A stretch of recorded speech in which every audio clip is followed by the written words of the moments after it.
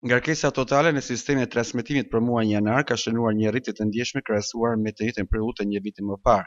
Sipas të dhënave të publikuar nga operatori i sistemit të transmetimit, ngarkesa në rrjet gjatë muajit janar arriti në 851.5 gigawatt-orë, duke u rritur me rreth 14.5% në raport me janarin 2026, kur u regjistrua në nivelin 743.4 gigawatt-orë. Prodhimi total i energjisë elektrike për këtë muaj ishte mbi 1 milion megawatt-orë, ku pjesë më të madhe të saj e përbën burimet hidroenergjetike.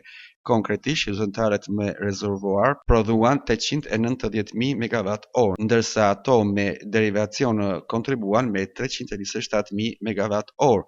Gjithashtu, termocentralet prodhuan 2.387 megawatt-orë energji. Gjatë muajit janar, prodhimi nga prodhimet e diellore arriti në 29.000 megawatt-orë, duke konfirmuar një tendencë në rritje të rolit të energjisë së rinovueshme në përmbushjen e kërkesës për energji elektrike në vend.